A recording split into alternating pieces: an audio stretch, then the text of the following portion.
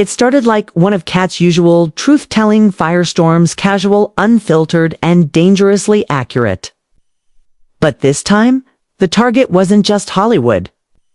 It wasn't just handlers, agents, or gatekeepers. No, this time, Katt turned his gaze toward a name that had never before been spoken in the same breath as fear. LeBron James. And what he revealed sent shockwaves through circles far beyond comedy. Katt didn't raise his voice. He didn't scream. He just said it. Clean and cold. Y'all wonder why Bron don't speak on Diddy? He know what time it is. At first, the room laughed. Nervous laughs. But then it got quiet because Katt didn't blink. And if you know his rhythm, you know what that means.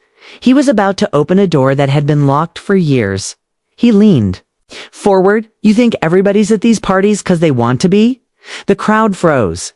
No names. But he didn't have to. The audience connected the dots instantly. High-level parties. No phones. NDA at the door. Energy too heavy to be casual. Everyone had heard whispers, but now, Katt was confirming what insiders had only dared to imply, and then he dropped the line that detonated the room. It's a lot of ballers that sat through things they weren't comfortable with.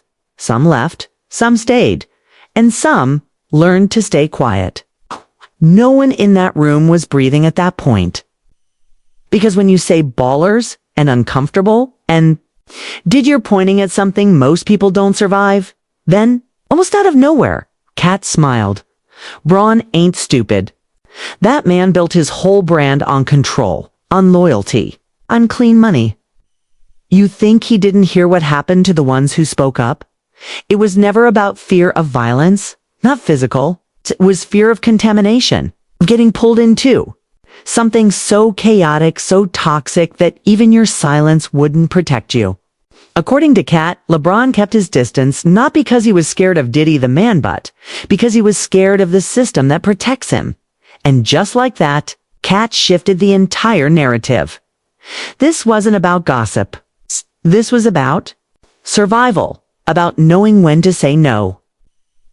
About knowing what happens to people who say yes to the wrong invitation. About how the most powerful athlete on earth still understood one thing. Clout doesn't beat corruption. By the time the interview clip hit the internet, it had already been chopped, clipped, and viralized. Blogs were spinning it. Fans were decoding. Suddenly, people remembered every time LeBron didn't show up somewhere. Every time his name was missing from certain celebrity events. Every time he distanced himself from those headlines. Because now it made sense. And if Katt Williams was right, LeBron wasn't just avoiding Diddy. He was surviving him. The clip didn't take long to explode. Within hours, social media was on fire. Twitter timelines flooded with fragments of Katt's, quote, threads began pulling receipts photos of certain events where Diddy stood shoulder to shoulder with hip-hop legends, NBA icons, even actors, and moguls. But LeBron always absent. Always watching from a distance. Now, the silence looked strategic, intentional, fearless, or afraid. Depending on who you asked, one tweet went viral. LeBron never needed to distance himself. He just never showed up. It was simple but devastating. Then came the commentary videos. Podcast hosts replayed Katt's clip on loop, dissecting every pause, every side-eye, every layered word. And one thing stood out across all platforms. Katt wasn't speculating. He was remembering. It's like someone who had seen too much, and finally, stopped protecting those who didn't deserve it. A former party promoter anonymously posted a cryptic thread, confirming Katt's claim. He didn't mention names, but he wrote this. The most powerful man in basketball once declined an invite from the most powerful man in music. After that, his name was never brought up again in those rooms. It wasn't a slight. It was survival. More. Clips resurfaced. Interviews where LeBron dodged certain topics. Times when he visibly tensed at names being mentioned. Now, fans weren't just watching, they were re-watching, scanning for missed signs. One sports reporter recalled a 2014 post-game presser where a single question about a Diddy-hosted event got shut down immediately by LeBron's team. Back then, it felt like standard PR. Now, it felt like a firewall. Katt's warning had triggered a revaluation of years of calculated distance. This wasn't random. This was curated. But the real twist came when a behind-the-scenes figure known only in executive circles spoke out anonymously to a niche podcast. His words were chilling. There is a reason LeBron's never been blackmailed. He never gave them anything to hold against him. That line hit different suddenly. This wasn't about clout, fame, or photo ops. This was about protection, boundaries, legacy, and the quiet understanding that some rooms, no matter how glittering, are built to trap you. Katt had cracked the surface, but now people were digging deeper. I think the question echoing across every platform wasn't about what LeBron did. It was about what he refused to be part of. ChatGPT said the fallout wasn't just digital lit, was industry-wide. The power balance had shifted and everyone felt it. Executives who once joked about Katt Williams now paused before mentioning his name. Music insiders went silent.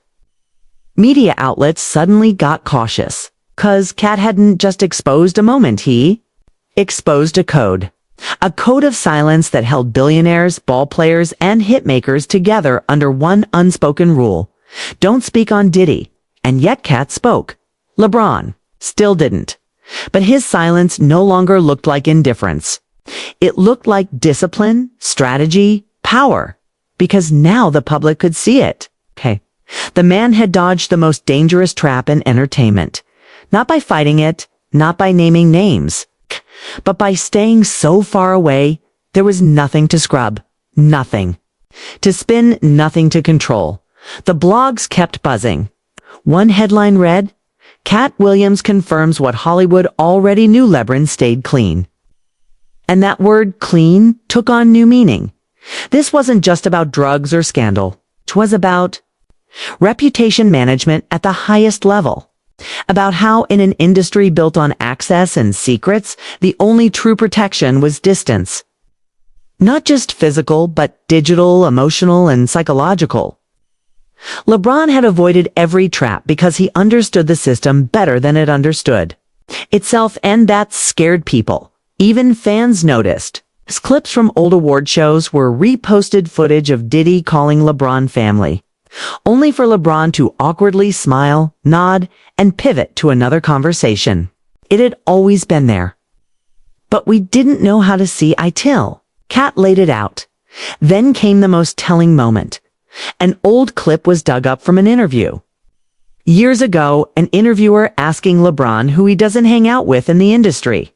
His answer, I keep my circle tight. I don't need to be everywhere to feel like I matter. That was it. He'd told us back then. We just weren't listening. Now, with Katt dragging it into the open, people began to see LeBron's path as something more than PR. It was blueprint. The way he built his empire, the way he kept his friends, the way he avoided headlines while others collapsed under them.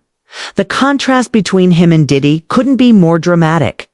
One man surrounded by lawsuits, NDAs, allegations, the other clean, untouched, bulletproof. Because while some built power through fear, LeBron built his through refusal. Katt didn't expose dirt. He exposed distance. And in that distance, we saw the real story. Want the next part? It wasn't long before the industry started reacting, not in tweets, not in interviews, but in silence. Invites stopped going out. Calls stopped being returned. The circles that once felt untouchable suddenly felt watched. Because Katt Williams had done something far more dangerous than expose behavior. He exposed proximity. He made it clear who was there and who stayed away on purpose. And now everyone was asking, who else knew? And more importantly, who else stayed quiet for protection or participation? Suddenly, LeBron James wasn't just an athlete with business savvy. He was the cautionary success story, The one who didn't sell out for rooms, parties, or partnerships. While others chased Diddy's shadow for clout, Bron built his own castle far from the chaos. Far from the cameras, far from compromise. More footage emerged. Behind the scenes, clips of mogul gatherings, ultra-private events. People scanned every frame. Who was there? Who wasn't? LeBron's absence had never been louder. His decision to steer clear now looked less like coincidence and more like intelligence. Katt's message was never really about fear. It was about awareness. There's a reason he stayed away, he had said. And the more people looked, the more they realized it wasn't just Diddy. It was everything around him. The power games, the grooming, the silence. People online began calling LeBron the last clean king. A hashtag trended. Hashtag he knew to stay out, and that struck a nerve. Because in a culture where everyone's chasing influence, Katt had reminded us what real power looks like. It's the ability to say no when the room says yes, and LeBron said no. Not loudly, not publicly. But consistently, it made people rethink everything, especially young athletes and entertainers. Just breaking into the system.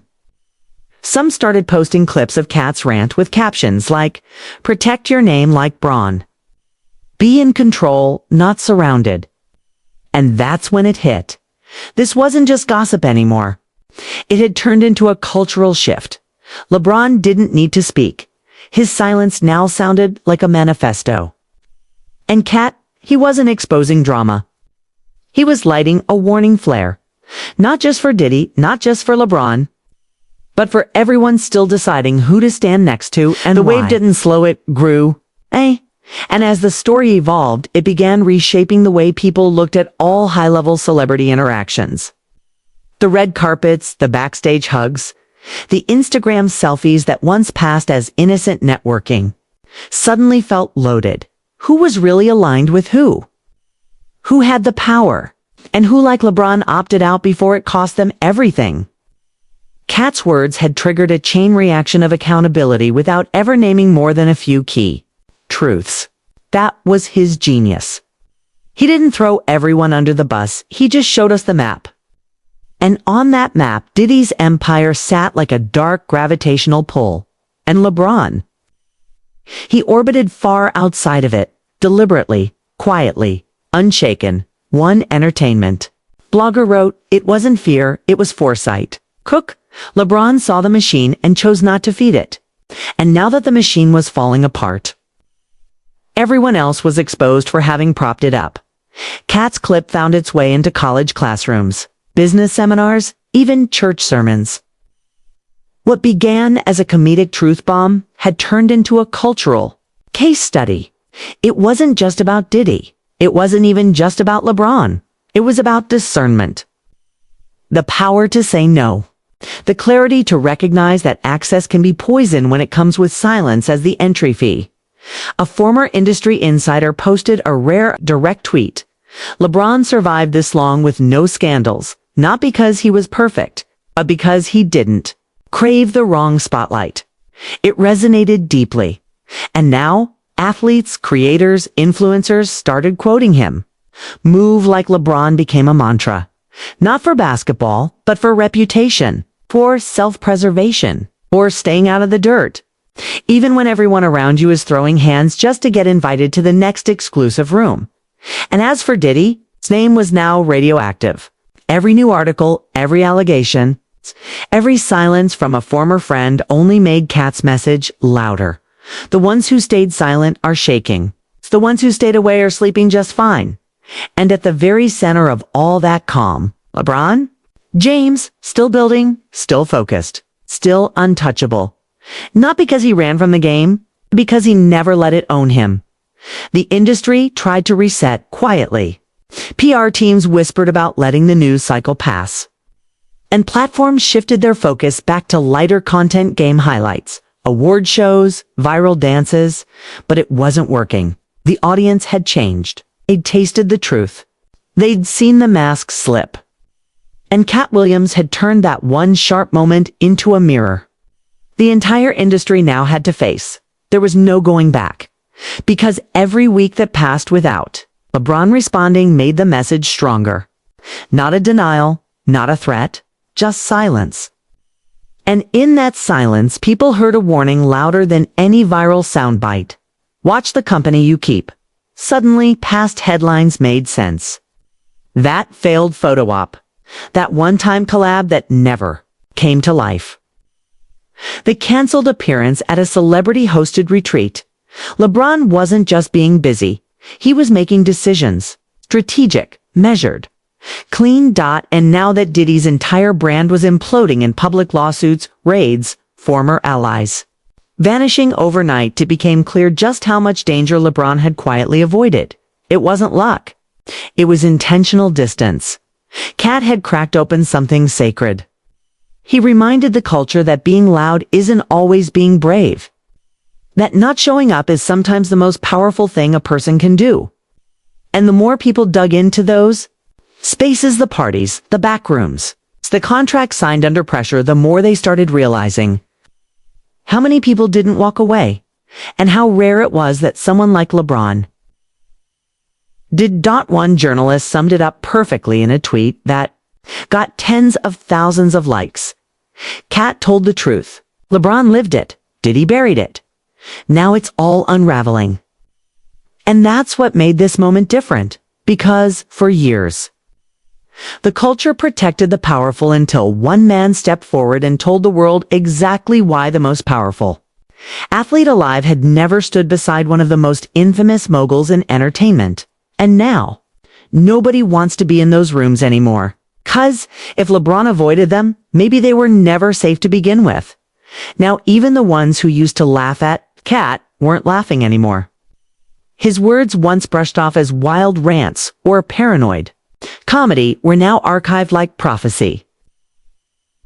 Clip after clip resurfaced moments from years ago where he hinted at hidden networks, manipulation, secrecy, humiliation behind luxury, and every single one hit different now.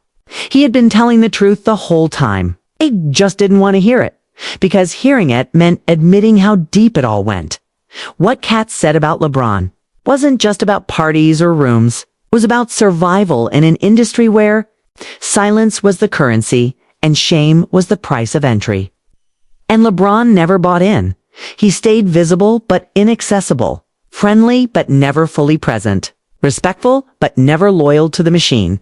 And now, as that machine ate itself, the distance he maintained looked like genius. One YouTube commentator summed it up like this: LeBron didn't ghost the industry. He outsmarted it. That's what hit the hardest. He didn't slam doors. He never had to. He just never opened them. And while others begged for a seat at the table, he built his own empire, one that was now rising untouched as others collapsed under headlines and handcuffs. Meanwhile, the fallout from Katt's statement reached every corner of the culture. New artists spoke cautiously. Public figures started naming boundaries. One young rapper posted, "Y'all better start moving like LeBron, not like legends trying to stay relevant at any cost." The older generation felt it too. A quiet reckoning settled over the rooms where gatekeepers once ruled. The question wasn't, how do I stay on top anymore? It was, what am I standing on? And still no response from LeBron. He didn't deny, he didn't co-sign, he didn't retweet, because he didn't need to. The silence was his shield. The receipts weren't digital, they were in the choices he made a decade ago, and the invitations he never accepted. His restraint was now a roadmap. Katt. He never walked it back. Didn't need to. He said what he said. And he said it in front of the world. Not to destroy anyone, but to remind everyone, there's power in walking away before the fire starts, because when history looks back at this moment, it won't just ask who was exposed. It'll ask who had the wisdom to never play that game at all. ChatGPT said. The shift in tone across the culture was undeniable now. What began as a viral soundbite had evolved into a recalibration of values. The loudest names, the flashiest faces, the ones who seemed to own every room, they suddenly felt smaller. And the ones who stayed quiet, disciplined, removed from scandal, they were the ones people started to trust. It wasn't just lub, it was what LeBron represented, and in the shadow of Katt Williams' revelation, a new wave of conversations began. Not gossip, accountability. Artists, athletes, even mid-level influencers started posting about contracts they walked away from. Events. They skipped rooms they didn't feel right in. It became a badge of honor, not weakness. To admit, I said no. For the first time in years, the industry looked vulnerable. Not because of one scandal, because someone had pulled back the curtain and pointed at the very structure itself. Katt didn't accuse, he confirmed. And confirmation was enough. To crack the silence, people now examined every image differently. Was that hug real? Was that deal earned or coerced? Why was he always there? And more importantly, why was he never there? LeBron's absence was no longer quiet, had become symbolic in his distance. People saw dignity, control, integrity. His name was now being spoken with a different kind of reverence, not just as an athlete or businessman, but as someone who navigated the deepest traps of fame without ever stepping in them. And while other names appeared in headlines, Diddy, again and again, in darker and darker contexts, LeBron's name never surfaced. Not even once. Not in association. Not in rumor. Nothing. Like he was protected by something stronger than money. Something few in the industry ever find. Unshakable boundaries. And still, he said nothing. And that silence. It became sacred. Because in a culture that monetizes confession, that spins every scandal into content, LeBron's refusal to engage sent the loudest message of all. My legacy doesn't live in that chaos. And maybe, just maybe, Katt didn't expose LeBron to make him a target. Maybe he said it so that others could follow the same blueprint before it was too late, because in a world that feeds on exposure, the real ones aren't the ones who survive scandal. They're the ones who never gave scandal a seat at their table.